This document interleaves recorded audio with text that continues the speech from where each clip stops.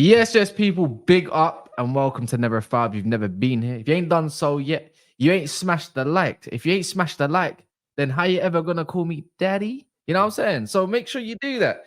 But we got a whole big panel here, you know, including Olu's head at the bottom left corner, right there. Mr. Shameless Bastard himself, who thinks he likes to add context when it suits him. We got Mr. Joey supporting Chelsea all the way in Arizona, I believe it was. We got a gal here to be Mr. Positive, getting paid by PR Arsenal. We got Ems, my guy, obviously. Come on, Man United fan. At the top right, we got another Arsenal fan, treble of Arsenal fans. Shaq thinks he's a real one. We'll see about that. And then Jimmy, I'm pretty sure is going to put them all in their place one way or another when he jumps in. But what you guys saying, man? Who's calling him daddy? Because that was weird, man. People in the comments are cool. They're voting on my poll now. No, you know what? That made me laugh. Because when I went on this video the other day, it was like for daddy, like for pappy. Do you know what? As a joke thing, I like the daddy thing. Just to take the piss. They heard it there. You heard it there first, man. Ems is calling me pappy. Just have a joke. But just a pappy. No, just to take the piss. I was like, you know what? What options are you giving me? Let me just take the piss with it.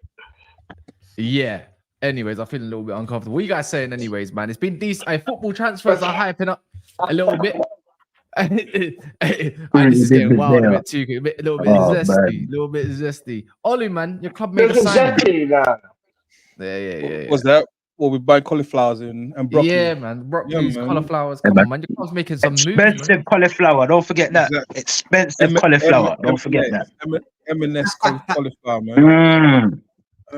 Top quality. Yo, man, that was good. All right, we're just here talking about your expensive cauliflower. Now, you know what? Listen, you know the funny thing is, everyone's gonna come up with unique nicknames for every signing. It's kind of cute. Let everyone do their banter. How do you feel? You know what it is though. But no, you know what? On the real, we're gonna be talking about if Calafiori. You know, there was 2-point gap. Yeah, between you and Manchester City. There's 3 Arsenal fans with 3 kind of different opinions as well. I like to think Agal is the super positive. Olu is the shameless contextual guy. Shaq will see in it what he has to give. Big up Shaq, by the way. This is his first time on NAF, I believe. If I'm correct. I might have seen him before, maybe on a panel, second time. But here we are, man. So Shaquille O'Neal, man. Okay. Legit. First and middle name, legit. Let's get it. That's cool. Yeah, first and middle name, legit. That man was born. I'll show you birth certificate if you want, bro. I mean, I don't need it. I believe it. You know what? Let me run all just making sure. I was just about to say, bro, Shaquille O'Neal, that's a basketball name, bro. It's nothing to do with football, bro. But again, man was born a legend, at least. Anyways, born a legend in the NBA, bro. Yo, Kaz, let me just start it off by saying Arsenal improving on one of the best defenses in the Premier League. A lot of people are saying to themselves, why? Why get a defender? Why improve your defense? Let me educate all you guys. Do you guys know one of our weaknesses last year was in the left back position? Did you guys know our defense on the left side was chopped and changed for majority of the season, and it caused a little bit of disruption? There was games like the Aston Villa game, the games home and away, Aston Villa, by the way, where the left side was where we conceded goals from. If you look at the West Ham game, Zinchenko making errors in the back. If you look at games where Calafiori versus Bayern Munich in the first leg at home, making silly mistakes versus Sane, that left side was a thorn in our side. And it seems like that's the first thing they decided to address this window. It might be because Calafiori's deal is more attainable and quicker to get done because he's not at the Euros for as long as some of the other players we might be after. Quicker, taking a month. It took a while. Too long. But don't forget, Chelsea were after him. Juventus were after him. Liverpool were inquiring about him. So this is a player that a lot of people were after. And for Arsenal, you guys had him like locked up for the last 3.5 weeks. Let's not around. Like we were. No, but that doesn't. You know what I'm saying? 1 second. I know you're mentioning Liverpool, Chelsea, Juventus. That doesn't stop other teams from trying to hijack the deal and the player having to say, you know what, I only want to go to one club. I mean, that's listen, fair. So do you think he's the answer, bro? Do you think he's going to take you to that next level? Like, sorry, my brother. Sorry, I'm going to cut you off. Again, do you think he's going to take you to that next level?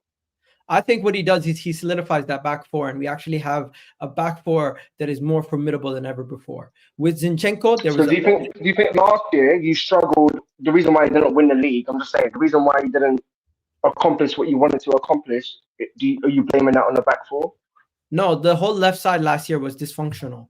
Besides Trossard, the whole left side last year was dysfunctional. So can I ask like how you guys are gonna play? How you guys are gonna play? Is it gonna be flat? Like, is there gonna be like normally Zinchenko's in the midfield? Is Calafiori gonna play in that midfield role? Is Ben White gonna play in that? Like, how is it gonna work out? It's very simple. Ben White in the back end of last season was inverting. And we had all the left backs were the ones bombing forward. They weren't as good attacking wise as Ben White or Zinchenko, but they were still trying to do a job. So I think what we're going to do is we're going to have horses for courses. If we want to have a game where we have Ben White invert, we can have him invert. If we want a game where we don't want Ben White to invert and we want him to bomb forward, we can then put in a Zinchenko or somebody else on the other side. It depends on what we want. But don't forget, so you don't think he's going to come into the midfield? I don't think. I think he's going to be. I think he's going to be eased into the position and not be asked to do too much to start with. And eventually, maybe if he's capable of doing that, we'll see. But right now, I think Ben White is going to be the inverted right back, and he's going to be the bombing forward left back. So does he start game week 1? Nobody at Arsenal comes into this team and starts game week 1. You have to earn it. So let me just wait. Who starts that left back for us then, Miguel? Who starts that left back for us then for the first game of the season? Timber. So let me I don't jump know, in. you know. Let me jump in for a second, right? Go on, Ollie. That's my question. That's the real question. Ollie, by the way. So can I let me do the context thing, as Kaz likes to say, right? So first of all, like Smash the like, man. Smash the like buttons. Arteta's got 33 defenders. We just have to say at this point, he's signed so many defenders. At this, like, I don't even know. I think I'll put it this way: there's going to be a game we're going to play 7 defenders on the pitch this season. It's going to happen. The reality is this, right? I think, like, first of all, I don't know how Arteta's going to play him. No one knows. He might just throw in a shock and play a defense that we've never seen. Last year we saw Partey start a right back for the first 2 games, right, before he got injured. So trying to get into the mind of that madman is near on impossible. Now, at the end of last season, was he a player? Was it a position that we all thought we needed to upgrade on? Honestly, no one thought that. Let's be real. We just had the best defense in the league, so I don't think any Arsenal fans were saying. I always thought we needed a left. Defender. Yeah, but we didn't say. Wait. If you said last season, you had 2 positions to upgrade on, you wouldn't have said left back. You'd have said, you know, we've got enough cover there that we can make by, and the fact that we had the best defense, we wouldn't say that. The problem areas was the left central midfield and the backup for or striker or winger, right? So that's the reality when we think about it. Now I think there's going to be a shock this season. Personally, I hope it's not true, but I think there's going to be a shock this season. And don't be surprised if someone like Gabriel leaves, because last year he was going to leave. There was the whole news about him leaving, and there was the whole thing about him starting on the bench last season, and he had to make his way back onto the starting team. Don't be surprised if something crazy like that, a player you don't expect to leave. Why would leave. 1 second? Why? Because, like I said, last season there was a possibility he was going to leave. He didn't start. Was it 3 games he didn't start last season? That Saliba was pushed to the right centre back position. So left centre back position. Ben White came to the right centre back. He was on the bench, and Partey was playing right back. I'm not saying it's 100%. I'm just saying Arsenal fans should not be surprised if something crazy like that happens. So you're basically saying I think it will be. I think it would be idiotic to break up that partnership. I'll just say that. Sorry, go on, Miguel. That would be so idiotic. I was just going to say this. You have post-traumatic stress for not trusting the club for the last 20 years, genuinely. Why would there's no logical reason why anybody would sell Gabriel at this point?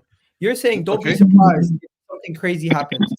the season before that, Gabriel played well towards the end of the season, and he still started him on the bench. So unless someone can tell me why he started him on the bench last season, maybe because it was the Saudi rumors, innit? Maybe because it was the Saudi rumors. That's why. I don't know. I don't know. It turned his head a little piece. Arteta arrested him. Do you know what I mean? After that, he got his head together. He's back starting. You know what I mean? Kind of maybe like a little bit overload, though. Doesn't it feel like an overload? Like I feel like.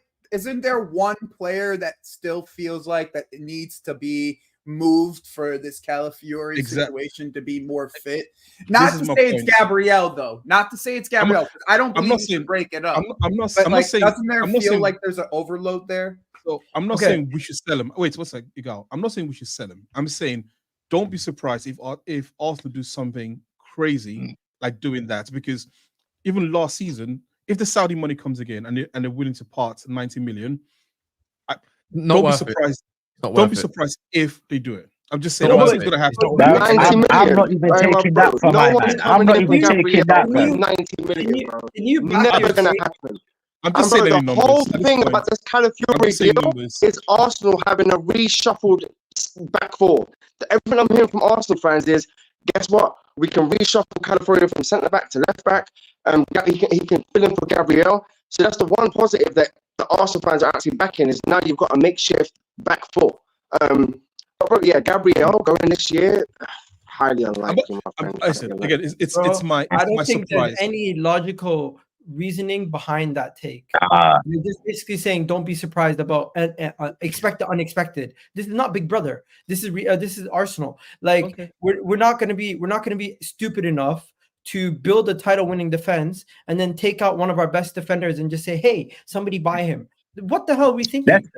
Guys, you know let's not forget. Yeah, let's not forget real quick. Let's not forget. We have a crybaby politician in that left back position, innit? Do you know what I mean? So for me, us getting Calafiori, it makes a lot of sense. Playing him at left back, you know, for me personally, anyways. What I saw from man in Italy, let's drive forward the ball, and he would drive more in central areas. I don't know what it is, but Arteta loves his inverted fullback. So I just think that, and number one, and number two, I think Arteta is trying to achieve something where he's got 4 actual defenders in the whole back 4. It's just that before, obviously, if Timber was fit, he would have played Timber on that side. Whereas now he's got a natural left-footed on that side. That's what I think is going to happen, anyways.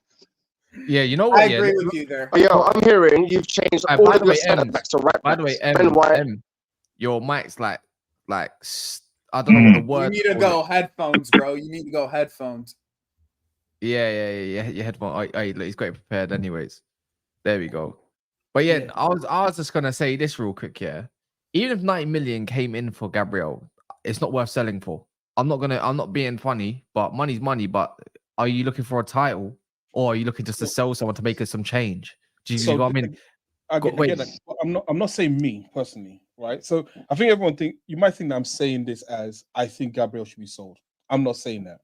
I'm saying that don't be surprised if they do something, because one thing we've seen actually with Arsenal is they're not afraid to refresh. They're not afraid to just buy a player, a season and a half later, get rid of him, right? Even we're talking about Zinchenko leaving. It was 2 years ago when people talking about Zinchenko was the answer. And of course, his performances have dipped. So again, the logic is, what I'm saying is that I'm not saying he's going to go. I'm saying don't be surprised based off what I saw last season and how Arteta treated Gabriel at the start of the season. Now, if he stays, I'm totally happy, right? You know, I don't. Of course, you don't want to break up a defense that did so well last season, but I'm just saying, like, just looking at the logic of what they did last season, I won't be surprised if something crazy like that was to happen. The logic behind Gabriel being on the bench last season to start the season was because he wanted Partey to invert at right back. So because Zinchenko wasn't fit to start the season. And he didn't want to lose the balance of having somebody inverting on one side and not inverting, and having another just fullback on the other side that wasn't able to invert. So that's why he tried to circumvent the right back with Partey, because he didn't view Partey as the midfielder since Declan Rice was signed. He was going to use him in many different ways. Now, if you're going to read something, one second, before that, but he did play Partey at the tail end of the season before a right back. So it wasn't a start of the season thing. He started it from the season beforehand. The last 2-3 games, he played him a right back. Yes. And nothing was wrong with the defense back then. Because he was inverting him, because Zinchenko was injured off the back of the last season. Zinchenko wasn't injured that season. Was Zinchenko not injured at the end of last? He was playing badly, but he was playing. No, not this season. The first season where we were in the title rally. He was playing. The first season when we were in the title race, did Zinchenko not get injured at the back end of the season? Nope, he played. Do you remember? Did he not get injured after the Liverpool game when he was crying? He played. I'm pretty sure he played. He was injured, bro. I'll check it. Baby. After the Liverpool game when he cried, he started missing games due to injury. If I'm not mistaken, you can correct me, but if I'm not mistaken, Zinchenko was injured. That's why he was inverting at right back. And that's why we didn't have Ben White also, because I'm pretty sure Ben White missed some games at the back end of that season also. All right. But hey, I'm not gonna lie, yeah. I don't even think my man was injured. I just think my man was a bitch. So Arteta just took him out. I can't lie, man. You can't be coming with them kind of antics there in a title race. I'm sorry. And I've heard a couple of like Man City fans say this as well. Like when he was at Man City, this brother would get too emotional, you know. And man would have to pull him up and say, "Yo, brother, like, what you doing?" No, I'm sorry, man. Sorry, I got an agenda against him, man. He went from being a leader to realizing he's unfit to lead this team. I think do you know what it is, yeah? Because he was coming from Manchester City, yeah, a winning team. We all thought, yeah, he's coming with that winning mentality, whatnot, blah blah. Really not understanding that, right? It's probably all the other City man that was probably pulling him through. Yeah, he's got a little bit of quality on the ball, but from a leadership perspective, my man was how you think. The moment I seen him in the when you got Jesus and Zinchenko, you thought, yeah, that's it. Sign up, bro. I like how you think, seen him in a headlock from Kyle Walker. I'm like, yo, this guy can't lead shit, bro. Why are we considering this guy? Bro, the moment I saw him give him team talks before the kickoff, I was like, bro, who the hell do you think you are? All them huddles. Seriously. All them huddles. All them huddles. Yeah, bro, do you know what I mean? After half time and that, you got 15 minutes of the dressing room, blood. What are you doing out here doing a huddle, blood? What are we talking about? You know what I mean? Some PR team, blood. All for the cameras. No, I'm not here for that, man. If you remember, let someone land. Anyone's gonna get sold. And KVR. Where you gonna? Nah, Zinchenko, man. Why did Pep sell you Jesus and Zinchenko? All of you Arsenal fans were like, oh well, obviously Arteta used to work for City and they got a close relationship, and Pep was obviously trying to help. I heard them most, bro. Yeah, you can clearly see now they just wanted them off the books. Plain and simple. Bro, they wanted them off the books. I'm not gonna lie, yeah. You see Gabriel Jesus, yeah. Obviously, I think that's a good signing, isn't it? The problem is obviously his injuries got in the way. Now, I remember, yeah, the season in the Champions League, the season before, yeah. Injuries. Hold on, one second, brother. One second. No, 1 second. Let me land. Hold a minute, brother. One second, brother. Let me land. Brother, let me land. Let me play land. Hold on a minute. Because I remember the season before we bought him, yeah. The season before we bought him was at the Champions League, quarters against Real Madrid, when Man City had both Jesus and Sterling on the wings. They were winning. They were stretching Real Madrid. The moment they came off there. But hold on a minute, brother. Let me land, brother. Let the player land, brother. Let the player land, brother. Let the player land. Let the player land. Let the player. I mean, the player land. Let the play land. What my ultimate point is, yeah. I actually think Jesus is a good signing because obviously, like, he can be an effective player in it. Both obviously on the wing, stretching the pitch. I don't know why Arteta has not played them on the wing more often, but on the wing, but obviously also on the false nine. I think obviously the two main things, yeah, that has fucked up Jesus. The two main things that has fucked up Jesus. The two main things that have messed up Jesus is injuries and his lack of finishing ability. But Zinchenko, on the other hand, he is a brother, yeah, where you need to have things set up for him in order to thrive, bro. He's not a left back, and at club level, he's not even a centre mid. I would allow the Jesus signing, but Zinchenko, it can go. But he's never been a finisher. He's never been that guy. Even for City, he's never been that guy. Bro, you know what I said? I heard you. There's two things he's lacking. Clearly you did it because you raised the point. You raised the point of him not being a finisher. When I told you one of the things that has killed him is that he's not a good finisher. I said this, but that he is an effective player. I never said he was a good goal scorer, brother. You know, listen, brother. I agreed with you. He's not a good finisher. He's not. I know that.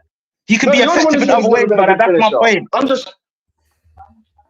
You're not actually arguing over Gabriel Jesus. Even at left wing, he ain't that guy. A little piece because he put Jesus and the politician in the same sentence, innit? I don't want to disrespect Jesus that much, innit? You know what I mean? Jesus is he's a baller. What are we doing, bro? But striker, left wing, right wing. I'm a bit annoyed at him. I can't lie. I'm a bit annoyed at him. Too much injury. Technically, he's good at ball. He's good at dribbling. But if you want him to score 25 goals plus per season, never gonna happen. If you can't do it, City, what makes you think he's gonna do it at Arsenal? We don't need that. Hold on, guys. A question to everyone here, yeah. A question to everyone here. How many strikers in world football, yeah, can get consistent 25 league goals plus in a season? Go. Tony. And what league? 10 max. 25? When get 25? When? The championship? Listen, and I love Tony. I love Tony, don't get me wrong. And I know he played at Brentford, don't get me wrong, but 25? Nobody proven to get 25 plus but Haaland and Kane. Tony, Watkins, Isaac, Osherman. Do I need to go on, bro? Hold on a minute, guys. If my memory, hold on. Apologies if my memory is bad. Did Watkins get 25 goals plus this season? Not in the No. Did he get 25 plus goals last season?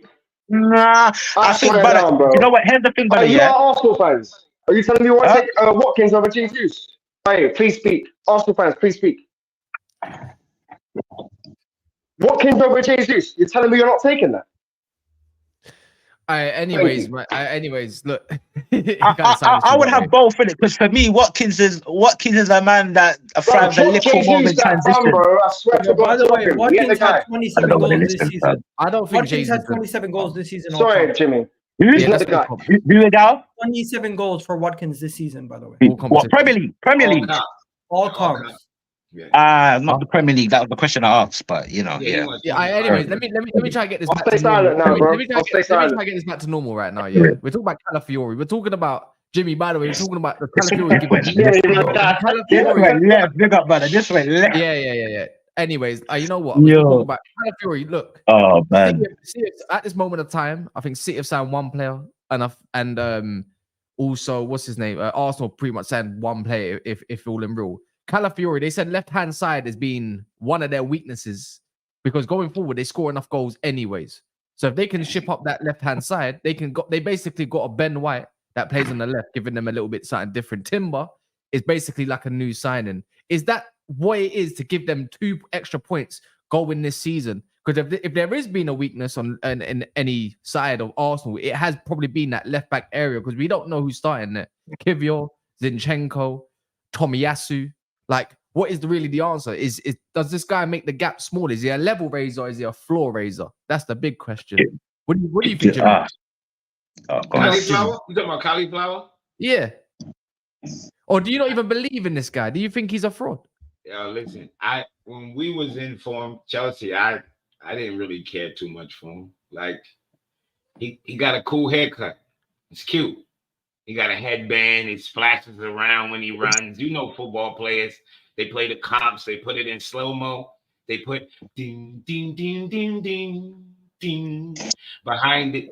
And they get fascinated. Like, I haven't seen anything that made me feel like he's going to make Arsenal a big difference. I'm sorry. I don't. Well, he's not. What's your logic? Because I have some serious doubts about this whole signing. I'm going to be just straight up honest about this. Now, here's the reason why. Now, you're playing 4 center backs, and that's all fine and dandy. All right? It's all fine and dandy. But there's still, to me, a lack of distribution when you're bringing one of these center backs into the midfield. Like, just overall, all right? Now, you're telling me, now here's the difference. You guys went 1-for-1 in signings, all right? 1-for-1. You have the left back that you guys supposedly a left back guy, played like 10 games at left back. We'll see how he does on the outside against some of these wingers. No, he's Okay, played that's majority plain of and his simple. career at left back. Okay, you want to talk to me Bro, we're about? getting cooked. You want to just wait you for the want to commu- talk Cut to it me? out. Not Bro, we're getting majority, cooked. not a majority, Let me but a finish. good amount. A good amount. Let me these My guys- man is gonna cook in the season. Mark my word, bro. Here's my screen it. I'm not cooking in the season. Wait, hold At on. Let him Joey talk. finish. One sec, Joey. Let Joey finish and try to be a little bit respectful there, man. Because if you're going all over, I can't hear what Joey's trying to say. At Sorry, guys. professional Sorry. level, He's getting cooked. at professional level, you're talking about he only has really played center back. Most of his left back career has been at the under 21s and under 20 levels. Okay, but that's beyond the point that I'm saying. City went and got another direct winger. Okay, they went and got another one. So now you're talking about playing against two direct wingers with Haaland in the middle. Does that, the 1-for-1 does not make, to me, when you're talking about how you're going to have to deal with Doku and Savio now, like, it doesn't make you guys better defensively, in my opinion. Well, like the one-on-one defending on the outsides, especially when you're bringing now a center back into the midfield, rather than, like, I know Zinchenko has his flaws, but he's really a midfielder. We all know that in essence, Zinchenko is a midfielder. Now you're bringing a center back into that midfield who's a ball progressor with he more with the driving of the ball. He is a good passer of the ball, but he's more of a driver of the ball. So like for me, how do you guys defend two direct wingers now that it was before it was just Doku that they had? And So that's the upgrade that they made compared to your upgrade that you're making. So I hear that, but there's 38 games in the season. You're going to play Man City twice in the season. So really, you're talking about a problem for 2 games, right? Whatever that problem is. And also, Arteta and the the draw y'all celebrated. A problem for 2 games. All right, I'm shutting up, guys. Sorry. Problem for just for 2 games. They're getting two direct wingers. Jimmy, they couldn't beat us, innit, man? That's what They're gonna be better with you just fumbled the bag against Villa, innit? That's the problem. Haaland's gonna score more goals with 2 direct wingers. I understand that, but you I'm said not just saying you versus them. I'm saying in an overall season. I'm not technically just saying that. Bro, we cannot control Man City, dude. We can't control what they do with their attacks of their wingers, right? So when I say the 2 games, I'm talking about that scenario you provided is talking specifically if Arsenal were to line up against Man City, right? And my hope is that at that point, Arteta's got a tactical solution to solve that problem, right? I don't know what it is. I'm not a coach. I couldn't tell you what that looks like, right? So I'm not going to pretend to say that. So when I say it's a problem for 2 games, I'm saying that specific thing you're talking about, we can't control when Man City play Fulham. We can't control when Man City play Chelsea. Those games are totally different games. But when Arsenal play Chelsea, you'd hope that if you play those 4 centre backs, you have right. Go on. Continue. I mean, 4 center backs has its flaws. It's not perfect, right? It has its flaws. Right, pick up, bro. Can I interject quickly? Because brother, you spoke about obviously having direct wingers and whatnot. I think first of all, if you're going to play against direct wingers, I think it will be actually better to have out defenders defending them.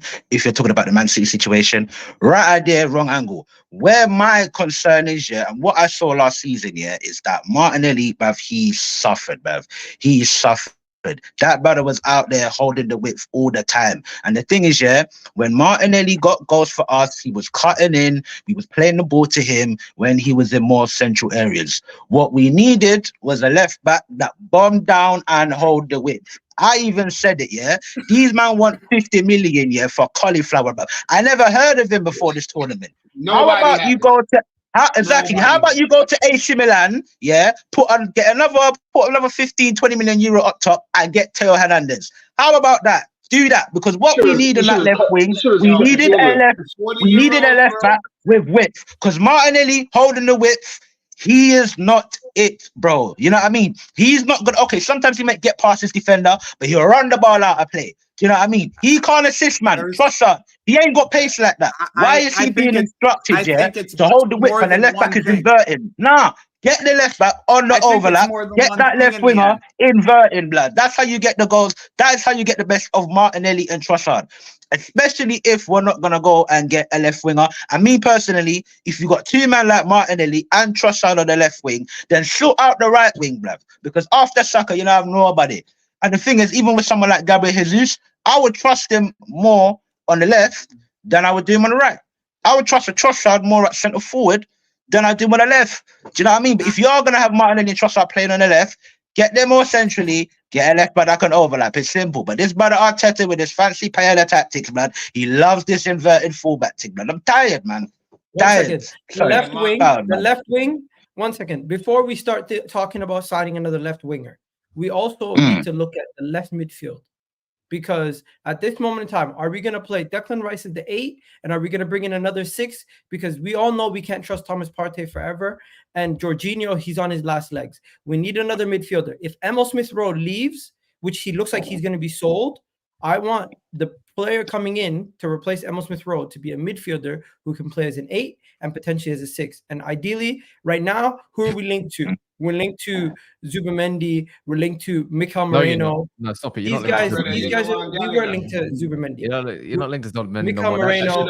Who else is there? Come get Gallagher, bro. But also, Igal, to your point, these are the guys we're linked to.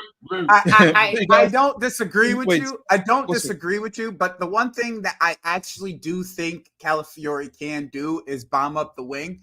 My problem is can he defend in wide spaces when he's been shoved inside for a lot of his career after showing that he is more of a center back. Like, after but you do realize his breakout season, which was at Basel, he played majority of his games at left back. Basel. His breakout season was at Basel. Yo, you gotta be kidding me. You're mocking it, dude. Jimmy, your new left back comes from Basel. Don't diss the thing. Your new left back comes from Basel, man. Don't diss the thing, man. Don't diss the thing. Don't diss the thing, man. Do you know what I mean? Man like Vega and that. You know, man like Las Vegas, man. You know what I mean? It's not even Spanish, man. It's about Las Vegas, man. What are you talking about? What are you talking about? My left back is smoking on that Queen Elizabeth pack. Go easy. Cucurella. No, fair enough. Cucurella. Yeah, we smoking on that. I was talking about the backup one, innit? But you know. Nah, we don't worry about backups. But also, backup, man. Sorry, to Igal's point. Wait 1 sec. To Igal's point, Martinelli suffered really from the fact that actually, and I know it might be an excuse, but it was when Xhaka left, right? Because when you look at it, the season beforehand, Xhaka played. This fucking that's why he's Can I talk? Comes up with bars. Can I talk? That's why he's the GOAT, bro. Bro, since last week, Max is doing the cooking. But let me just finish my points very quickly. When Xhaka was playing pretty much a second striker, you saw the best come out of Martinelli, right? And what changed last season? We didn't have that same structure. So I think the problem is less of a left back and is more of a left central midfield, as Igal said. So if anything, I would have thought the priority would have been to replace that. That would have been my priority. That would have been I thought they would have gone for. But they've gone for this left back guy. Listen, I'm not going to gas him. I didn't watch Bologna play last season. I don't watch Basel. I don't watch Italian football. I don't watch French football. I don't watch bloody Dutch football. I don't know these players. So I can't tell you what they're going to look like. I just hope that there's a scouting department, they've done their job properly, and Arteta's got an idea of what he wants to do with the player. That's the only record for my trust. That's fair. Y'all boy, Arsenal, y'all boy. He's coming back. Cauliflower from Basel and play for Bologna. Are y'all making a fucking sandwich? Bologna, Basel, Cauliflower. Y'all need some bread? What we doing here, Arsenal? This is the funniest. Nah, they bought bought him for bread, bro. You know what? Can we like let me first and foremost, there's over 500 people in the house. Please smash the like button. Let me check. We are on 176 likes instantaneously. If you're hearing this and you're watching this live directly right now, you know, you could instantly smash the like button. Don't have to do so. Hit the 300 like target and we're all good. Right. And also everyone's channel's in here. As far as I know, Igal talks football. You know, we got Wab Sport and then we also got Jimmy Smith TV as well. So make sure you're doing all of that. M will be back right now. But yeah, man. So make sure you're running all of that out first and foremost. Secondly, let me do some of these. Big up Mo. He says Calafiori for 33 million. The new Maldini is a better deal than a 60 million Pepperami stick who's scoring past Arsenal defense next season? ? Also, don't compare that Pepperami to Saliba, the real Mbappe as centre backs. This guy's a nerd, man. Honestly, man saw the performance today and said, "Let me just hate real quick." Absolute bastard. Big up the Akis though. You're all decent though, man. Could Timber play in the midfield? He played good today. He played good today, and that's yeah. In my opinion, I don't know about you guys. Just to answer this quickly, Giovanni's asking is I think it's Califiori that can play DM more comfortable than Timber, but I wouldn't be surprised to see Timber in the middle of the field since he might be that option. I don't know. I think I'd prefer Timber out wide more than anything than in the middle of the park. I think he might be until I see it. I'm not gonna say I know his capabilities in that position. Yeah, big up John James becoming a member, and he also gifted 10 whole memberships. I mean, his brother plays there. His brother plays in big midfield. up to him. Yeah, true. Big up to John James, man. We're going to be updating the membership soon. It's just about getting enough for people that want to join and actually doing a service for them. Otherwise, I feel like you're just taking money for no reason. Some people that just want to support, though, but never a foul. Big up yourselves, as always. But big up John for that. AJ, guy says cauliflower, but gas up, Adder a bum, yo, waffle. It's true. But theirs was a free transfer, so let them gas it up. Yeah, you can't knock a free transfer. I'm not going to cap. Califiori, definitely play left back. He can play both. Is no more Rice Krispies. That's one of the greatest names on YouTube I've ever seen, by the way. Yeah, he definitely can. Yeah, and then again, I big up Keen Super Chat. I love to see it. One thing I learned with opposition fans and their opinions on our players is that you let them talk, wait until the Premier League starts, and then watch how useless their opinions really are with their excuses. And that's at some very quickly, yeah. Sorry, very quickly. I'm not gonna lie, yeah. I'm sorry. Rival fans have a right, but we ain't one fuck all. Sorry, continue, Kaz. I was just gonna say this. No, that's true. That's true. Until we win, let them talk shit. Yeah. But at the same time, a lot of these guys who aren't winning also don't have no say. Well, it's like what's it called again? It's like making 11s from both teams of Real Madrid and then instantaneously putting your players in the 11s, isn't it? No, bro, and the problem is, like every other Big Six team have won like more recently than us, but besides obviously Scum, innit? So it's just one of them ones there, innit? You know what I mean? Like, unfortunately. I was just going to say this though. Winning matters most, you know. I'm just going to say this though. One thing we ain't taking into account is Arteta tried something new at the start of last year. Maybe he might try something different that might not even include Martinelli going forward next season. We're talking about how to account for Martinelli rather than accounting for what the team might need instead of a Martinelli. There might be a different phase. There's a reason why you lot are looking at left wingers as well and not even strikers at this moment of time. Have you no one ever thought of that? So Martinelli's future might be in doubt, let alone who else's career. The thing is, the balance on the right side is being good because obviously White's being very, very consistent and quite solid, even going up the pitch, even though he can invert whenever he needs to. The whole idea is to have options. You could say that Arsenal probably have the most versatile back line in players that they currently got, more than even a Manchester City, because, you know, when you deep every single one of the players, they can play 2, maybe even 3 positions more time than less. No, but they got that on both sides now, on left and right. It gives them the option whether you got Timber, whether you got Tomiyasu, or whether you got anybody else that you want to full cup. The whole point is conceding less goals than they already have because they score already enough 100%. Goals. That's what I'm trying to say. I'm just going to say this. Why is it that we always have to talk about Trossard or Martinelli potentially leaving when we already have links for us trying to sell Reece Nelson to West Ham, and we already have links to Eddie Nketiah potentially going to Marseille? Some of these fringe players that came from our academy could be flipped. And it doesn't necessarily mean we have to. It doesn't necessarily mean we're going to go. It doesn't necessarily mean we're going to go. Can I speak? It doesn't necessarily. What? Go for it, brother. Go on if you want. Guys, real talk. Who's going to pay 100 grand a week to Nelson and then Nketiah? Please answer that fucking question. They have West Ham have already agreed personal terms. West Ham have already agreed personal terms, and today Marseille are in talks with Eddie Nketiah. So there's your answer. So is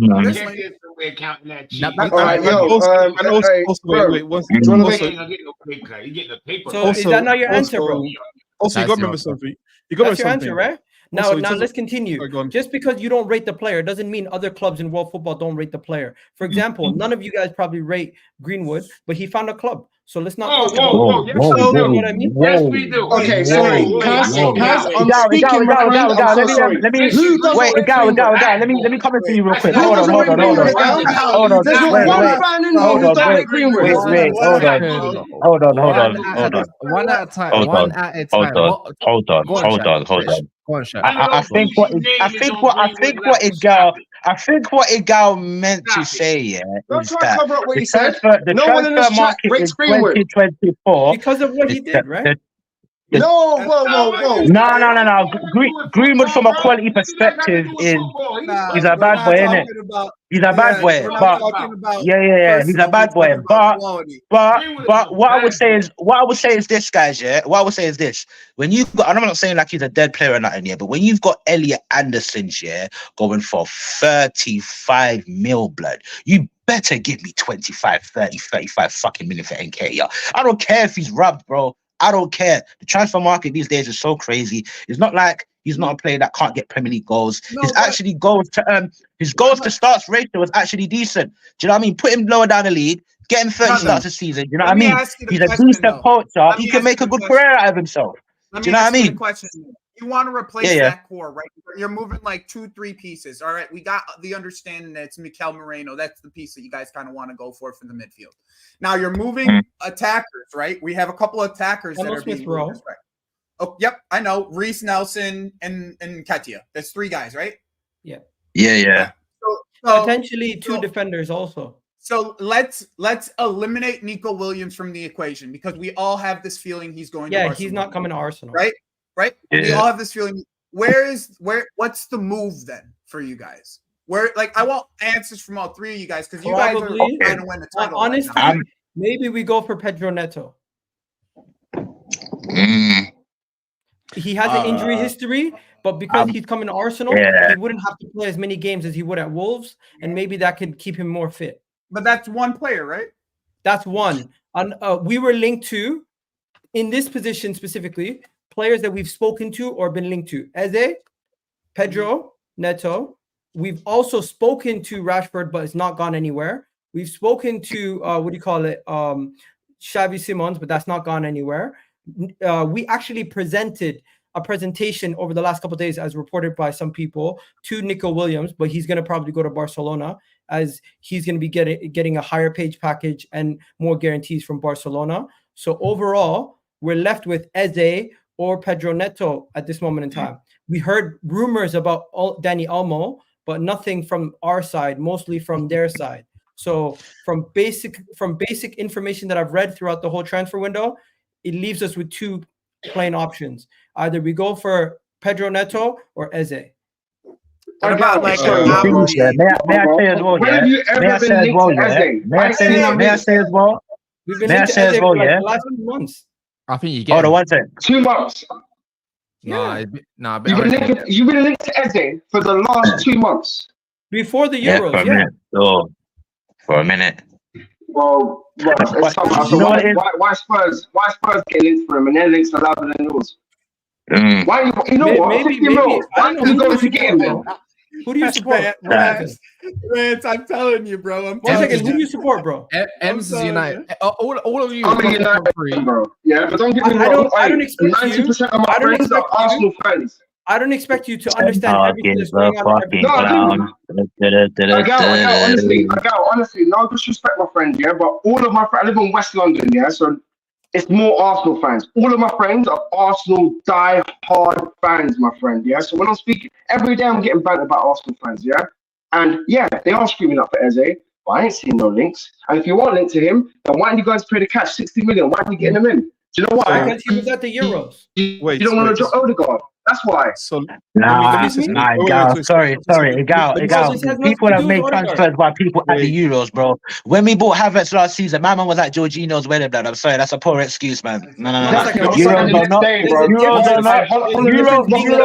we should be able to get Euros or not, we should be able to get players through the door. The problem is that Eddie was probably at home sucking off his daughter's toes, blood. I'm sorry, man. I'm not here for it.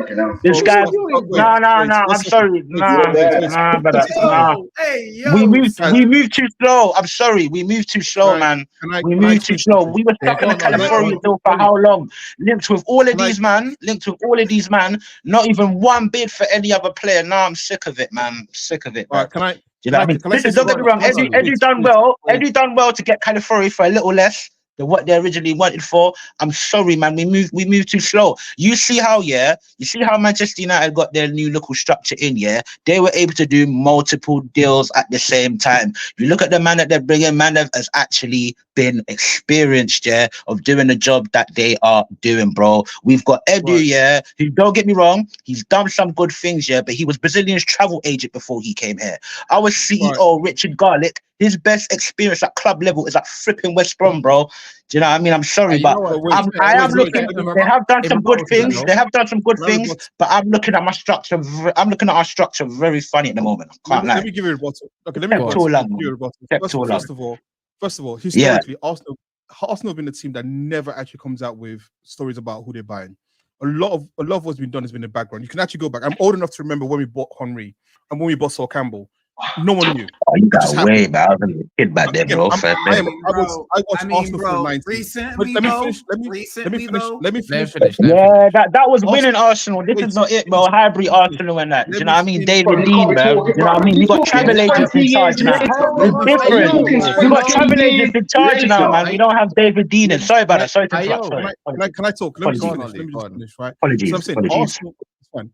Arsenal are traditionally a team that don't actually, even the price itself, a lot of times the prices, they say it's reported. They don't actually know, because Arsenal, not being a public listed company, don't actually have to tell people when they're doing things. That's the difference between a private company and a public company.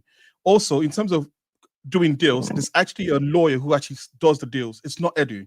Edu's a sporting director. He's not the one negotiating deals. So I don't even give him the credit for actually negotiating the deal, because it's not him. There's other people doing it. And you can actually go and do your research. I work in business, so I know these things.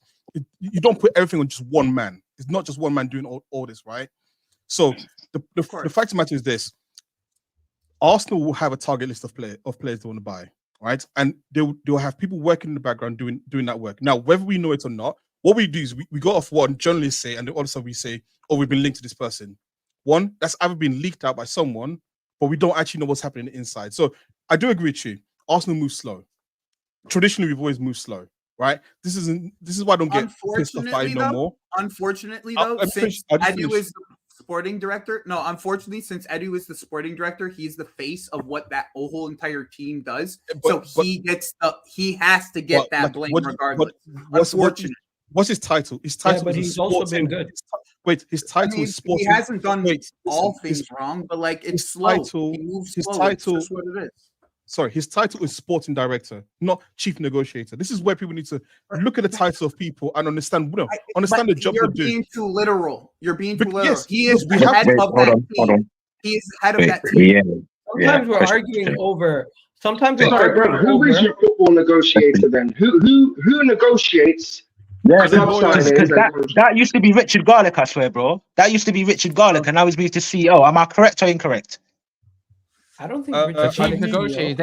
His name is Svenja Gazma. There you go. Okay, so you're blaming this guy on why sales taking so long. So get.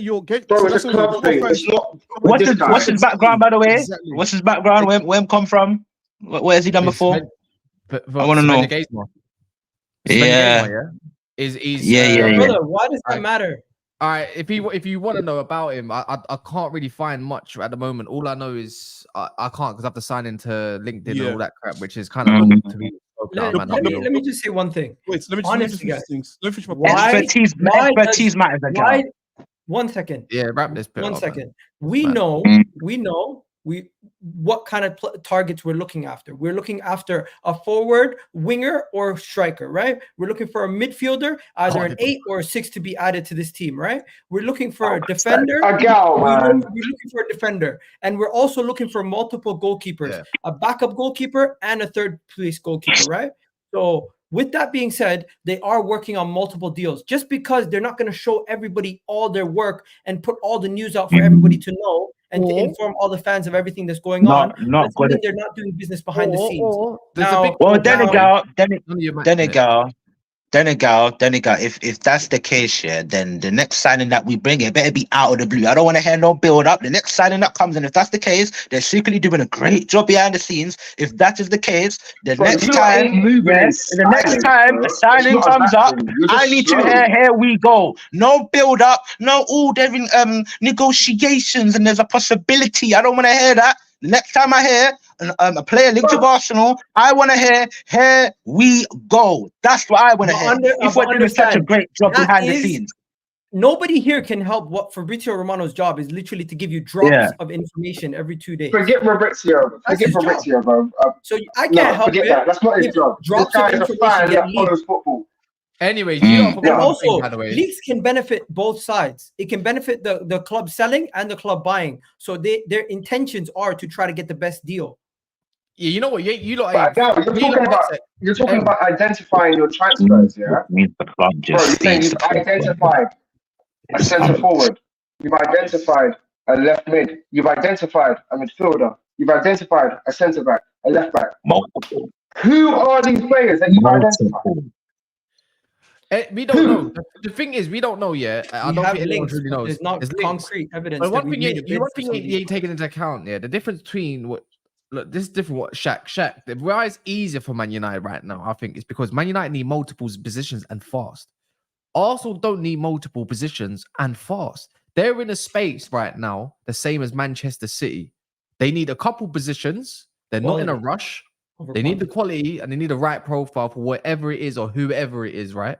So right now, the luxury of going to get Cauliflower like the way they need to just because bro, they got another month and a bit to go and identify a central midfielder and a certain forward line, in my opinion, anyways, or DM maybe, of what they need. That's why they're moving slow with it because they don't need multiple transfers because your squad is already as built as it needs to be. You just need to improve in certain areas. That's what I believe Arsenal are at right now and why they're taking their time as much as possible.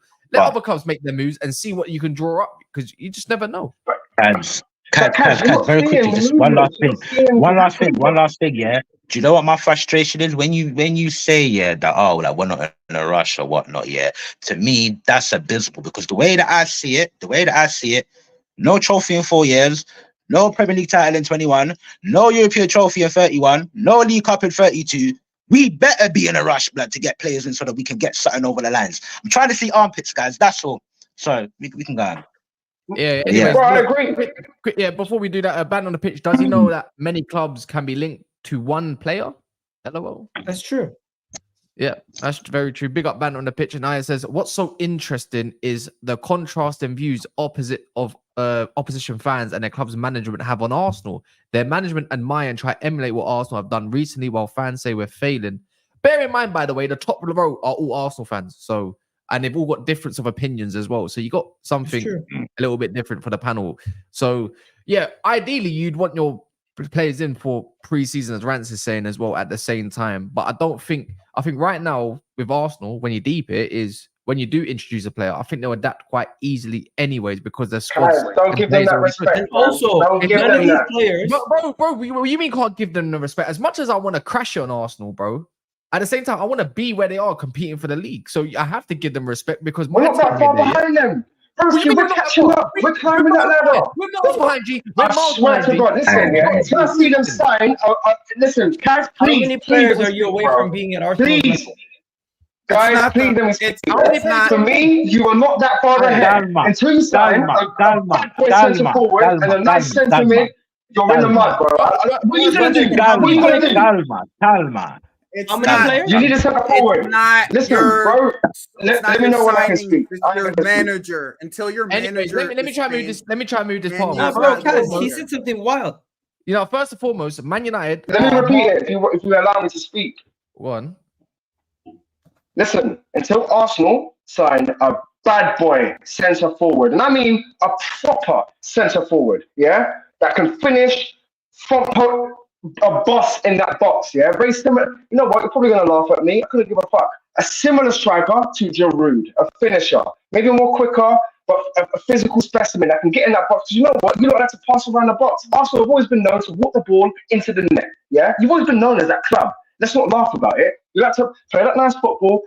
You like to push up the centre backs, push up the midfield, press. I get all of that. Pass it into the box. For me, in my opinion, I will start fearing you when you sign a top centre forward. The day you do that, yeah, that's when, bro, I'll sit back and I'll shut my mouth. Till then, can I ask a question? So can I ask a question?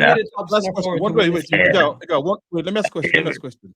So, I want to go back to the point. You said you're not too far behind Arsenal. So, why did you finish with -1 goal difference last year? First question. Second question. Is that your question? Second question. So, what was the gap? Was it 27 points? Go back to points. So, no. Let me ask you a question. So, do you think then? Are you saying that you're going to close the gap to how many points this season, or you're going to overtake Arsenal? What do you think the point difference would be at the end of? I did not once say I'm going to overtake Arsenal. What I did say is we're closing the gap. You know what? So one time. What's the point? No. Arsenal. Let him answer his question. I'm in big trouble, so I remain quiet. No, answer. No, you got to answer. Can I get a little piece? No, before you go, Jimmy, please, before you go, he made a statement. He said, Man United are close to Arsenal. So I just wanted to answer a very simple question. I said we're bridging that gap. Okay, you're bridging the gap. How close are you to Man City? How points? I don't wait. Stop. You go. What do you? Close to you to Man City. What have you done? Let me ask a question. Let me just answer this question. It's a very simple. Don't dodge the question. What have you done? I can do this. Listen, the lack of self-awareness is hilarious. I could do this all night. No. What is the point? The same about Arsenal fans. So, I could. I seriously could. Answer the question. Answer the question. Very simple question. What do you think the point difference between Arsenal and Man United will be at the end of the season? End of the season. Okay, so I'll go back to what I said. If you sign a top centre forward, I'm worried. No. Don't do that. Bro, listen, bro. I went to chat not once. I'm speaking what's going on in here, what's in my heart. I'm speaking straight from what I see, and I'm talking. I don't care what's going on in the chat. I'm telling you, man, straight. If you man don't sign a centre forward and you're relying on Havertz and Jesus, you're in the mud this season. If you don't believe it, bro, let's see centre blind. Let's wait and see. Points difference, please. Just give me a points difference. Give me 15 points, 10 points. I ain't giving you a points difference. What I'm telling you is we're bridging the gap to you lot now. And if you don't sign a centre forward, I believe we're catching you lot. I do. I just do. That's my opinion.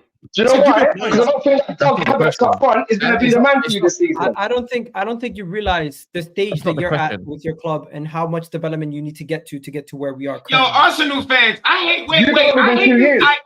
Hold on. I think that's a fair comment. That's not even arrogant. I don't think that's even arrogant. That applies to Chelsea. Yo, why is it all of a sudden Arsenal is the go-to club to tell everybody else club what it's gonna take to get to the top? As if they fucking got there. Y'all ain't there. Chat your shit, bro. Chat your shit. Hold on. Love it. Because he's been asking, what's the gap between this season? How many points? The season before y'all finished second, what was the gap between Arsenal and Man City? You don't fucking remember. Nobody do. Because y'all finished in 5th. Y'all bottom top 4. Let's stop acting like next year is already playing. No, let me answer this. Hold on, Man care about gaps, Shirley. Man care about gaps. Stop acting like let him finish. Yeah, it's just written in the sand. Because y'all talk like Arsenal and Man City. Y'all mention them two like they're on the same level, like they're the same thing, bro. They're not. Arsenal is closer to Tottenham than you are to Man City, bro. Fucking speak, bro. You have not won anything. What's your logic? There's something for taking it too far. I think there needs to be a balance. I think there needs to be a balance. Second, Arsenal fans last. When Liverpool finished second, Arsenal fans last.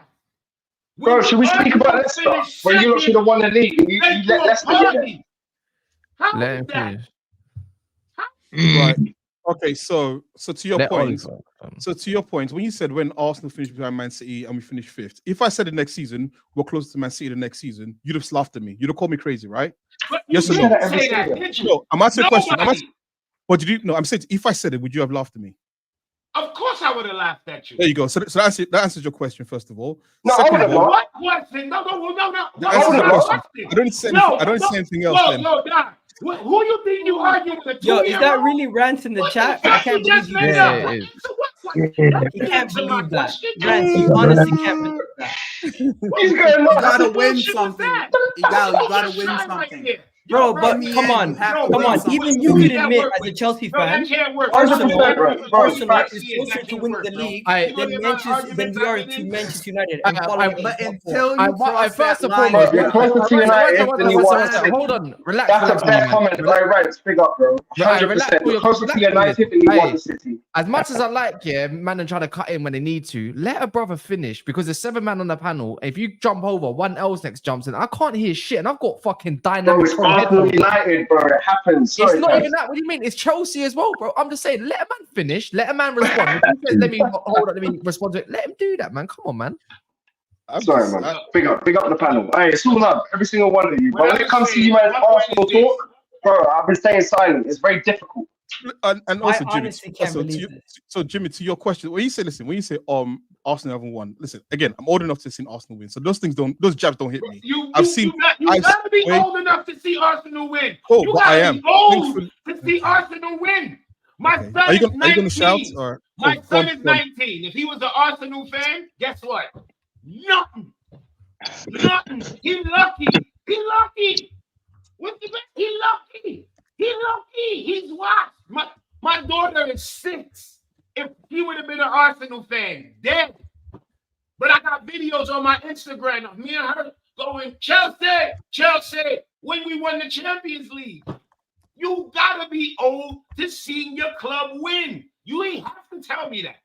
If you an Arsenal fan and you seen your club win, you have to be old. I mean, in the morning. Jimmy, not gonna lie, yeah, I'm not gonna lie. Like, we did bag 2 like FA Cups on your head top. I'm just saying, bro. Like to say that, I get it. Like Jimmy, listen, I get it, yeah, because I'm mad pissed off with my club as well. As I said earlier, 20 years without winning a Prem, yeah, 30 years without winning. No, Jimmy, I hear you, bro. Jimmy, listen. Jimmy, listen. I hear you. I hear you. Great. When you win as much as us, come back in it. I hear it.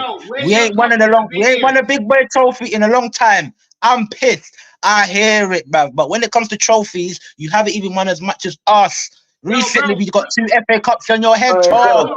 Come on, let's not do this now, man. Anyways, gotta be a balance, brother. Gotta be a balance, brother. Got to be the balance. Come on, let's be real. Shit, European heritage, I get it, but we got more trophies than you, man. Circle, brother. Come on, man. Where's the balance? Where's the balance? Most of those trophies that you celebrated, me and you would not have been allowed in the stadium for those trophies, bro. We couldn't go in the stadium. Stop celebrating. Oh, what? Are you talking about 2017 when Giroud and Ramsey dunked on your ass? Oh, what was that trophy? Oh, okay, all right. They weren't allowed in the stadium then. All right. I hear it, bro. I hear it. Calm, bro. I hear it, bro. Enjoy 6, bro. Enjoy 6, bro. Enjoy the Conference League, man. Enjoy your multi-club model. Enjoy Clown Lake. That Chelsea that you know, they don't exist no more. Yeah? Continue enjoying rescuing young brothers from the favelas, innit? Do you know what I mean? Enjoy it, man. Well done. Brilliant, lad. Your 2 Champions Leagues from back then ain't gonna help you now, blood. Clown Lake in, but I'm here for it. You didn't watch them in your age. History speaks for itself. All right. Guys, come on, man. The title of the video. 1 second. The title of the video was does the Califiori signing give Arsenal the edge over Man City? Oh, man. Okay? Now, the whole reason why they're even mentioning Arsenal and Man City in the same conversation, we can all agree going into next season, everyone expects Arsenal and Man City to be the 2 people competing for the league. No, they don't. No, they don't. This is that everybody expects. No, they don't. So what is your logic? What is your logic to say Man City might not compete for the league next season? No, Man City will compete. This idea that Arsenal is just going to compete, but why? Also, Arsenal have gotten worse, but Man City haven't. Y'all look like the same shit to me. And what is that? And what is that? Jimmy, you know what it is like, bro? Last year. So guess what? Hey, that colour is funny. You ain't gonna fucking win again, bro. That's Bro, what I'm saying. Jimmy, You're doing the banter thing, Jimmy. Can I talk to the football man, not the banterous Chelsea fan? Let's keep it real now. This ain't Keep it real. Keep it real. I'm spitting facts, bro. Go ahead. You're not spitting facts. You're being biased, and you're not showing any actual tangible evidence behind your actions. You're just saying, I feel like you're gonna lose. It don't make sense. If y'all won like Carabao, and I'll be like, oh, but y'all didn't. That's only Carabao. That would be being One second. What team in the league besides Man City? Let's just talk straight up. Have y'all won anything the last 2 years?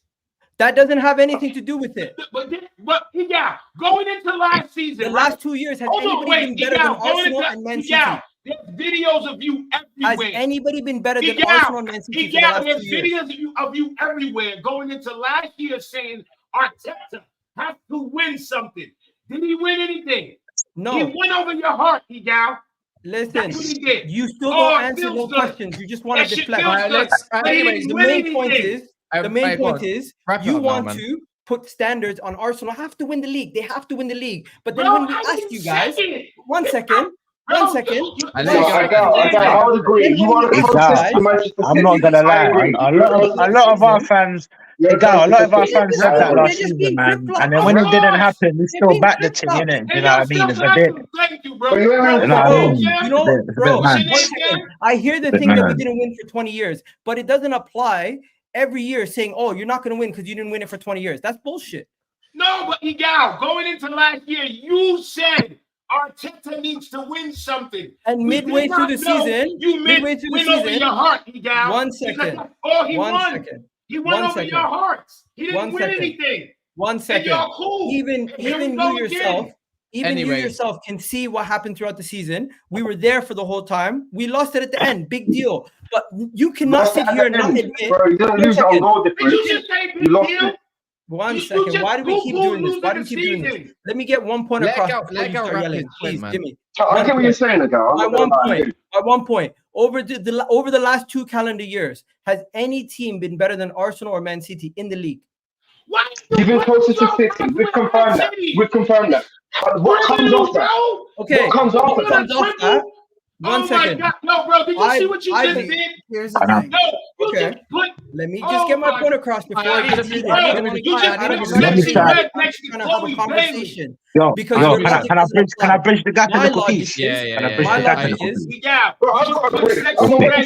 Chloe Bailey, bro. Forget the point. Forget the point. It's no point. You man are just going on your tangents, bro. It's no point. Let me wrap these. I just want to say one thing. No, bro, if this one thing ain't gonna, please. Let's move on. Very simple. Arsenal finished behind Man City by 2 points last year. It's okay. Arsenal, I hear it. Before that, finished behind Man City. We're moving on. Nobody came close to those in the last 5 years, my club's won more than both your clubs put together. Sharp. Thank you, guys. In the last 10 years, Leicester has won 5 years. That don't mean shit. Quick question. In the last 4 to 5 years, or if you want to count this new season as this season, 5 because they were 6. I don't know. You don't want to don't meet up to a check. We doing bro. Did I not say my statement was my club has won more than both your clubs put together in the last 4 to 5 years? No, we won the Champions League. So it's still incorrect. Us and Chelsea combined has won 2. United has won 2. So it's incorrect. Going into this season, hold on. You won in 2019. Yeah, we're getting into 2025 season. So if you want to do that, that's why I said 4 to 5 years, bro. What I'm trying to say is the standard of 5 years of all our clubs right now has been meaty. Yeah, it's not been good enough. Can we all agree? Yes or no? Correct. Yeah. It's not been good enough. Yeah. 100%. I don't hear it. I'm moving on. No questions. No points given. No points. Short points. Last season we won the No, treble. no. MLS Cup. Bro, if you're talking, I'm talking Emirates next. Cup. One more thing to say. No. Anyway, don't wait. MLS It's been Cup. mid. That's the Three-season treble. I swear, I got one more thing to say. Anyways, it's been Sorry. mid. Same. Anyway, no I given love- Luigi, I think he's meaning you know. Shouting does not mean you are right. Karma. You know, usually the Bro, more tell common him Mario. Tell him to Mario. Tell him to shut up. Delusional Man U fan says we are not that far from them. Fixture leaking roof. It's been fixed, by the way. Arsenal scored 91 goals in the league last season. Yeah, Leaking roof. You've gone. You know what? What a joke. You're mentioning a leaking roof when we're talking about football, bro. What a joke. You lot are just shouting more than football, man. Let's be real. You're more insulting than talking football. 120 in all competitions and still says a top centre forward. That's towards you again. Big up banter on the pitch, by the way. Again, this is Chelsea fans, empty barrels make the most noise. Thanks for the super chat. This guy's sending for everyone, man. What Arsenal fans need to remember, Mark saying, is they mock Spurs under Poch for putting pressure on but not winning. I think we all did, though. I'm not gonna lie. We all did. But we all don't celebrate second place. That's like this American guys to lay off a crack, smoking crack on a Saturday, bro. First and foremost, Micah, I know you're a keen super chat, but don't disrespect Jimmy, please. Disrespect. Yeah, keep it. And also, the Chelsea fan will burst a vein in his brain. He probably will. His mother's ass. That's what he's talking about. There you go.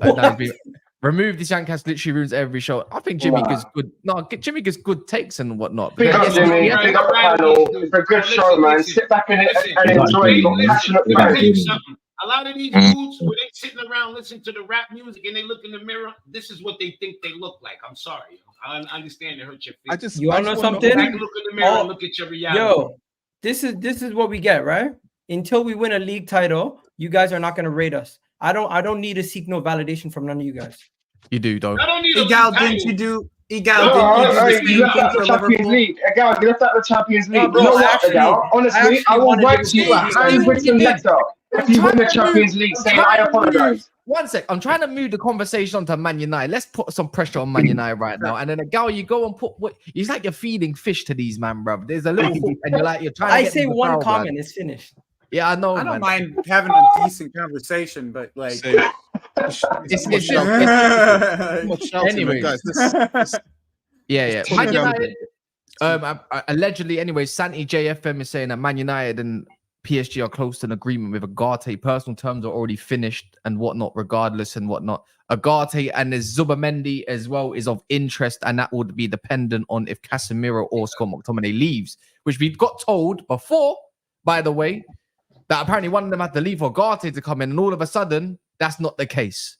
So what we're saying is see, we spoke about UGARTE, I don't know for how many times at this point, yeah, and I think we don't really have much else to say. But if you bring in an UGARTE and then all of a sudden a Zubimendi, I mean, for all you guys, Zubimendi is a statement signing. I think Zubimendi is the one that we need. Man United lack footballers, bro. We lack football players. And I think we can all agree. I don't see him leaving Spain. He's on the best reason. That's what we got at Real Sociedad. He wants to he wants to see himself make a move to Real Madrid. They've been tapping him up for like a year now. Arsenal have been linked to him also. We've seen other clubs linked to him. He's made it clear he's wanted to stay in the past. So I'll see it when I believe it. At this moment in time, I don't believe any Zubimendi links. Do you know what the maddest thing is? Outside of the La Liga. Do you know what the maddest thing is? Same with like Nico Williams. It's the same idea. Can any of us sit here though and at this point and think, raw, like, can you really doubt Ineos of not trying to convince someone to come over? Yes. Excuse me?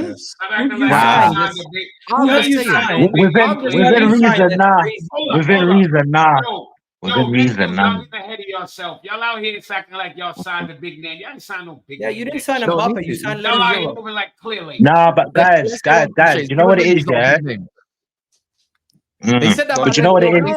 I don't think it's out of the realm of possibility, but I don't think it's out of the realm of possibility, but we're talking about a guy who actually wants to stay in Spain. It's not like the same type of scenario as as Lenny Euro, where Lenny Euro was like he was wanting to go to Spain, but he was about to not get to play at all. Like with Zubimendi, his release clause is up in the 60s. So it's like we're talking about a player who like I just don't see how you guys go and get him unless you sell both of them. Yeah, I agree. You know what I'm saying? Like both Casemiro and McTominay. But like in my opinion, that just doesn't seem feasible. It just doesn't seem feasible in this window specifically. That's all. Another issue as well is that and listen, it's a good problem to have when you have quality players on the bench, but if you're signing all these midfielders coming in at the same time, doesn't that cause a problem? Someone like for example, I think Mainoo's a great player, like, or he's got great potential as a player. However, right now he is suffering with having someone like Casemiro whose legs have totally left him. Right, like Casemiro's legs are in Brazil, his body is in England, so he's probably suffering to do more, like in that midfield, playing with someone like him. Now, if you're bringing in 2-3 midfielders, the question is, do you then go to a situation where you say, actually, do you rotate Mainoo, or do you play him more as a main starter? And this is where, again, when you guys are constructing that team, again, it's a good problem to have quality players in the pitch. But if you have someone like Mainoo, who you guys believe is going to be, your quote unquote generational, whatever that means, I don't think that's an issue. Then do you? Y'all love to do that. Y'all got 77 stop saying Arsenal. Please. Please, no. Again, we're just rebuttaling. We're just rebuttaling. I know. Trying to get depth. Y'all make it seem like it's a bad don't say Arsenal. No. So, not everything has to be a 4 or 5 year process, innit? Do you know what I mean? Sometimes get a lot of quality. I rate it. And bro, I'll be real with you. Yeah, this current United midfield is not all that, bro. So I really do think that they need strength in depth. I'm looking at that midfield, brother, and Mainoo really is the only one that I rate. Bruno, okay, cool, he can create, yeah, but that brother, yeah, treats the football like a bomb, yeah. Ericsson, his legs are gone. McTominay, they're looking to get rid of. Cash, I don't think he's ever really been mobile, so this whole thing, his legs are gone. The guy's never really been overly mobile anyways, but he's getting older, he's on high wages. Like, I'm sorry, but that United midfield is stinky, bro. They need a few man, and it's a very good thing if they do so. But they need outgoings for that to happen. Like gelling together, innit? But according to reports, though, that is what it's looking like they're doing. They're looking like they're going to get rid of McTominay. Do you know what I mean? They're looking like they're going to get rid of Wan-Bissaka and a couple other man. So we'll see how it goes for them. We'll going to pay those guys the crazy wages, right? There's no issue, right, for their wages. If they're selling to Premier League, bro, Premier League clubs got bread, bro. 100K. Because there's an issue with Reece Nelson and Eddie Nketiah's wages. Yeah. But my man Scott McTominay and these guys, they have crazy wages too. No, what are their wages? I don't think they have crazy wages. I don't think they have crazy wages in it. But I'm not gonna lie. Like 100K these days is not that much, guys. I can't lie to you. Like Prem Club, they got bread, man. Wait. So let me rebut. Wages. Have you seen your contract and what the players are on? Let me come back to that. So how much is coming on? Oh God, who cares about wages? Less than I swear it's only like 80. I think it's on like 80, 75. The Tommy is on like 80, 75, I swear. He's doing it for a piss take. Less than Nketiah and less than Nelson. He's not on a lot. You're feeding into the piss take, bro. Don't let him do this to you. Let him talk. Don't let him do this to you. Let's stop talking about wages. I keep talking over the panel. Again, I'm sorry, guys. I've been staying silent. I'm just here. Bro, he's got you, and he's got you. Leave him alone. He's got you. Never. I'm here. No, I love this, bro. Trust me. Hey, bro, I'm on my honeymoon right now, but guess what? I'm here talking to you, boy. And I love it. You know what? I've got 3 Arsenal guys up top. It's great. Anyway, coming back to the points that I was trying to make is that. And when I mentioned Mainoo, I think Zubimendi is closer to what Mainoo plays than like a UGARTE, who's more of a defensive midfielder, right? Again, I don't watch Real Sociedad that religiously to know his play style, but I would think where everyone talks about him, he's a ball playing midfielder, right? So you're talking about someone then who's competing with Mainoo. Now the question will be, do you want Mainoo to have more minutes, or do you want for his development, or do you want Zubimendi to have more minutes because he feels they're going to play together? Right, but then do you have a solid? So do you have a solid defensive midfielder then to anchor that? If you're playing, Zubimendi is the Busquets, like the prototypical, as close to Busquets as there is, first and foremost. Okay, right. So he's a totally different profile than Mainoo. He's more of like a deep lying playmaker that is still like defensively aware enough to be able to play the 6, but he's more of a deep lying playmaker than like a destroyer. Okay, so like him next to Mainoo actually is perfect in my opinion. It's like the perfect mix and match between the two. Like it's like if you get UGARTE, in my opinion, UGARTE doesn't work as well as next to Mainoo as Zubimendi does. Okay, my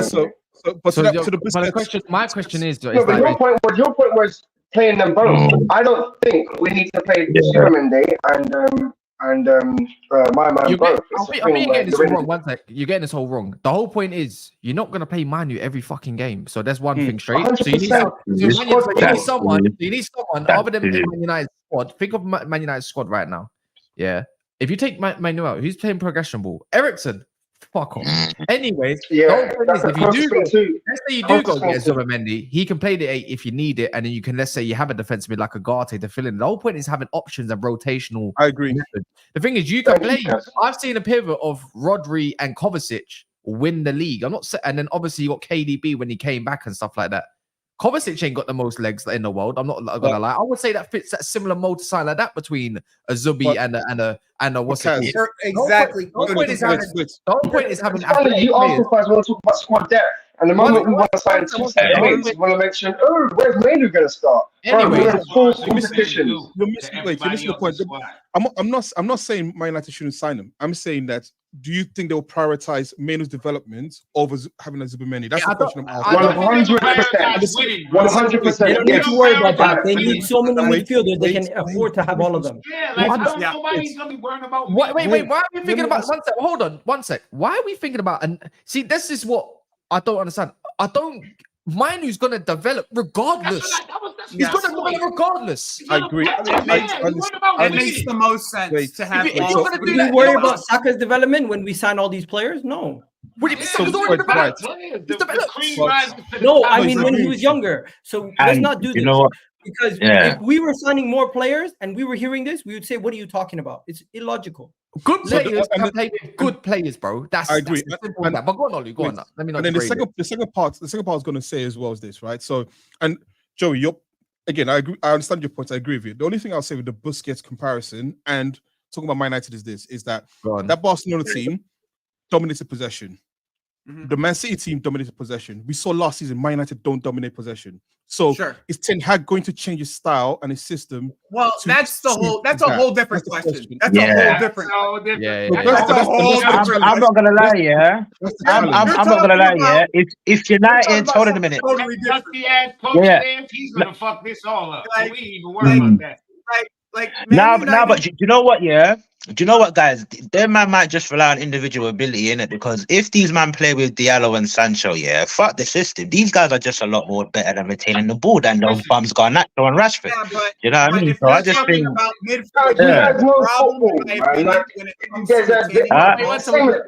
One at a time. Let Joey go, and then obviously you go after. The problem that I have with like them ever playing possession-based football is Bruno Hernandez.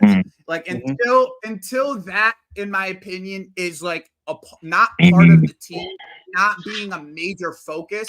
Their style of play will always be still very similar. Okay, but we know with Ten Hag so far that he's not gonna play that style, and until he has a midfield that at least can play that way, then we won't know if he's going to ever change it. So that I don't think he won't be here. He won't be here. I don't think he makes it past 15 games. Hold on a minute. The only I'm going after you, bro. Yeah. The only thing I'll say to that though, yeah. The only thing I'll say to that though, yeah, is that Ten Hag is now. Hold a minute. Ten Hag is now the head coach, and he's not the manager, so he doesn't have the same autonomy as he had before. And who knows? Maybe the new director of football might step in if he sees certain men are not playing. He might step in and be like, "Yo, you need to make sure you're giving this brother some game time, that brother some game time." Innit? It's a little bit of a different dynamic this season, especially now they've obviously brought in backroom guys like Vinistro. I don't know the other brother in it. Do you know what I mean? New ideas to the table. Do you know what I mean? So obviously, I don't think it's as straightforward as Ten Hag's not going to play the system, whatnot, blah blah. There is a possibility that obviously there's a few changes here and there, and if the changes don't come and if you don't do well, I do think the Ineos will put him anyways. So Airport You know, that way. it's That's what looking you're all gonna right for get. United at the Airport moment, but that way. we'll That's see, what innit? Ten We'll Hag's see. gonna get if we don't fucking. All I'm saying is, guys, yeah. Listen, we've all played ball, certain level, watch ball, whatever. Yeah. Leicester won a league of counter-attacking football. All I'm saying is, yeah. Sometimes it's not all about who holds the ball and. It's like boxing. Styles make fights. It's like UFC. Styles make fights. If you have a team that is the best team at controlling the ball and keeping possession of the ball and sucking at your, no, I was about to say something. But I know frozen aside. I was going to say the dragging centre backs out of positions and the back line and the centre mid out of position by holding possession. Yeah. Guys, sometimes you need a stubborn counteractive team. And you know what? Every time we beat City, we've been that stubborn counteractive team. No one's saying that though. No one's saying that. What we're Anyways, saying. You haven't accounted for one thing, by the way. You ain't accounted for one thing only. I know Bruno can be a bit of a problem, and I'm not a favor of him. You man, most man know I can't stand him. But if you got Xerxes, holds up the ball, can play ball, he's good at resisting a couple man. If you got Ahmad and Sancho, that's all nice, pretty on the eye, whatever. You get, let's say Zubimendi signs in another universe, or maybe even in this one. Got Nacho, Rashford off the bench. No, anyway, yeah, fuck them, they're bums. But what's it called, yeah? The whole point is, if you put Bruno in the middle, then all of a sudden Bruno's deficiencies are hid because guess what? You got all the other players to do all that keep ball stuff. Bruno might be the one that actually gets going behind and is the one that's where you got an effective player. I agree. Right? I agree. In theory, it can work. Overall, will it? Probably not. Yeah, so I agree with that, but the problem is still that. No, I hear what you're saying. Like this whole Bruno thing, everybody thinks that. Sorry, my brother. Go on. After you. No. Oh, sorry. Okay, I was just gonna say it still feels like a mishmash in my opinion. Now, again, I'm happy to be wrong. When the season happens, he wears the legs basically. You're saying, isn't it? It's still a mishmash. You're still basically trying to get possession players to play counter attack. And remember what Ten Hag said. I don't think counter. We don't have no possession players. Wait. No. If you're bringing in the likes of yes, then you're. Zubimendi is not a possession player. I'm not a possession player. Maybe. No, if you're bringing him in, that's what we're talking about. If we bring in Zubimendi, yeah. So the point I was trying to make is that it's still the thing that still strikes to me is what Ten Hag said last season, which is I want to be the best transition team, right? And I always say when someone tells you who they are, believe them. And unless you're listening too much to what the board says, man. I'm telling you, bro. You pay too much attention to what this guy says. Only variable. There's been variables since that speech. One, Ineos have come in. Two, Jason Wilcox and all that have obviously, like any football club, they want a certain type of football, but you're gonna have to bring them a certain type of player. The thing is, you brought in new coaches and everything. Ruud van Nistelrooy is not a counter-attacking coach, from what I saw at PSV, and same with the other brother. I don't know too much about him to be fair. You brought in new goalkeeper. Eric Ten Hag also said that he's the most entertaining team to watch.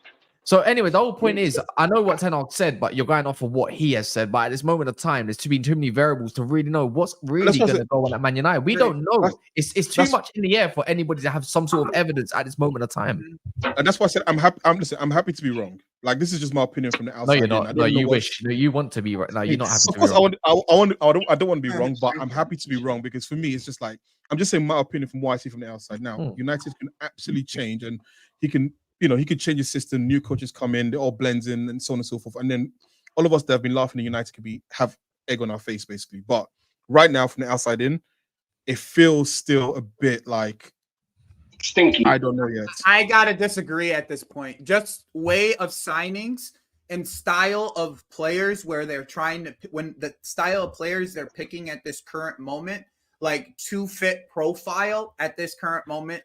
Minus maybe UGARTE in my just opinion. I'm just gonna say one name. Toby Collins, decent, brother.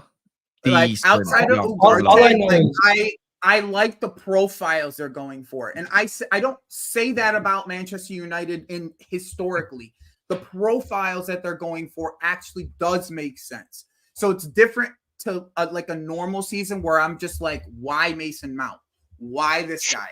Why that guy, right? But this year, right? I don't want to talk about it. You can say Euro is like stylistically a good fit next to Lissandro. You could say stylistically Xerxes is good next to Rashford, Or Diallo. After watching Diallo today, like I was very impressed. I did not. Wait, get to watch guys. Diallo enough. Bring him to the carpet. Can we speak on that, man? Absolute baller, bro. That Diallo, brother. We'll leave it. It makes sense though. It makes sense. As of right now, Manchester United are going for profiles that make sense. And I'm not gonna hate on what they're doing, but they need outgoings as much as incomings. We're getting outgoings. This is what I was going to say to you. It's not just the signings. We're doing. Listen, bro, if it was just the signings, I wouldn't be this excited.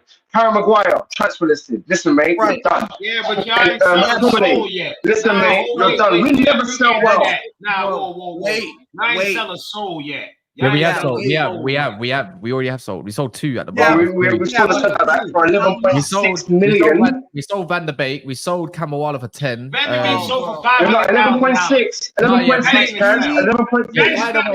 11.6. Quick one. I know that. Quick one. Van der Beek is got. If you go look at his add-ons as well, it rises to 10 million. They're very easy add-ons.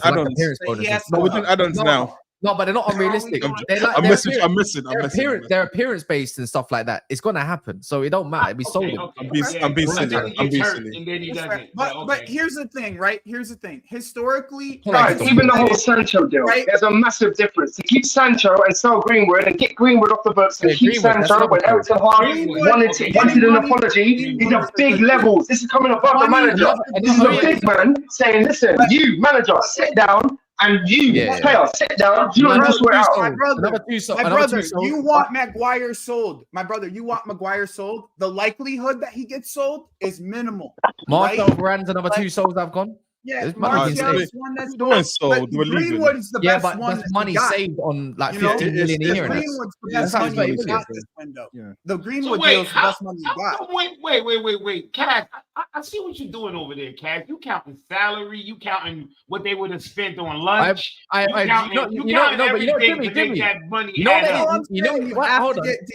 what it is, yeah. In this day and age of football, when we argue with each other nowadays, yeah, man, them add add-ons to the total transfer fees for Banner. One sec. They add salaries and all that. They say, oh, my man gets paid this much amount. And it's like, okay, if that's the case, let's use context and say how much you're really saving on per year. This is why I don't get onto Chelsea all the time and say, don't get me wrong. But that was my, but you know where I'm coming from at the Chelsea. Yeah. The whole point. If anyone knows me about Chelsea, if anyone knows me about Chelsea, yeah, and everybody say he's $100 million. If anyone knows me about Chelsea, yeah, I will cuss you, man, for spending $1 billion wildly, yeah. But I say at the same time, I don't say that Chelsea haven't made money. I call you transfer king for a reason. So I don't banter it because I know how much you're saving overall and the model you're trying to push towards. That's why I don't cuss it as much as the next man. But I think Ineos is going to get deals done. I think they will get sales of people we don't think they will sell. 1 second, Joey. Yeah, go for it. My thing about Man U is not the current coach. I think Ten Hag is trash. The scary part about Man U is, number one, it's a big-ass club. So when they come calling, even if the other big club knocking, Real Madrid, you're gonna turn your head. Real Madrid.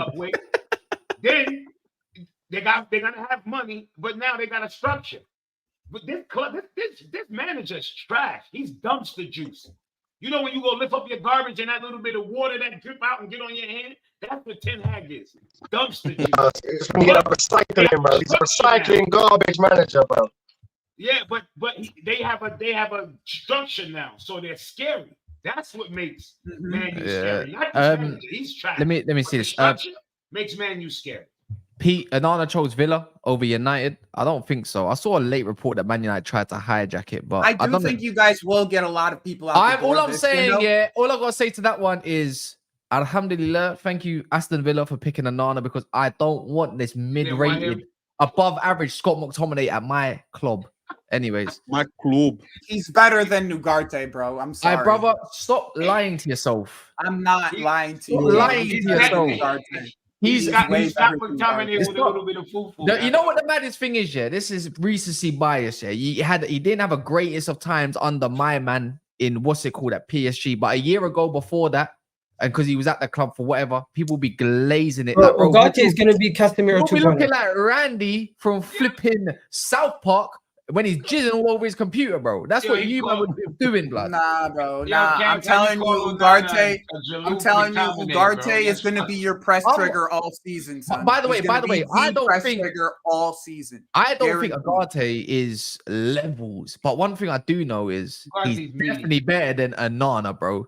Stop with this Anana shit. Oh, I don't know about that. I don't know about that. Bro. Is he better than Casemiro? I don't know about you know what? And the difference is Anana's not even gonna sit. Ugarte is fat cheeks too, bro. Anana and Mainoo was up against him. Mainoo was running circles around this guy. This guy just runs and is super unfit. I've watched him so many times. He starts well and finishes super shit. Technically, he's decent.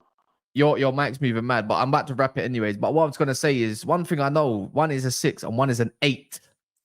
Stop comparing, because you can't. Anyways, look, Sidlow reported last January that Zubimendi turned down Barca to stay with the players he came through the youth team with. Minds can change, but I doubt it. So I was going to say that's something about Basque players, guys from that region. So Real Sociedad and Bilbao, they hardly leave the club. Well, Bilbao only signed Basque players. Sociedad, they sign more than that, but it's very difficult for them to if Man United, I'm telling you now, if Man United shift Casemiro and McTominay and bring me Ugarte and flipping Zubimendi, brother, I'm going to be screaming. I'm going to scream to the high heavens, the high Jannah. You know what I'm saying? And I swear down, as I said, we're not here to take part. Anyways, like I was gonna say, we're not here to take part. The thing is, don't get too comfy for real time for that much soon, because tables change all the time. Yeah, I'm not having like Jimmy said, we're not just we're a big club. So when debts go down and you can spend that a little bit more and all this kind of stuff, people and the stature the thing is, you better win your trophies whilst you can, because football works in circles. The issue is, Arsenal, you tried to take charge of that circle and change it, but you didn't. Chelsea, we'll see what happens. Anyways, we're out. Wait, before you go, this was the same cast who told me that what's it, Amrabat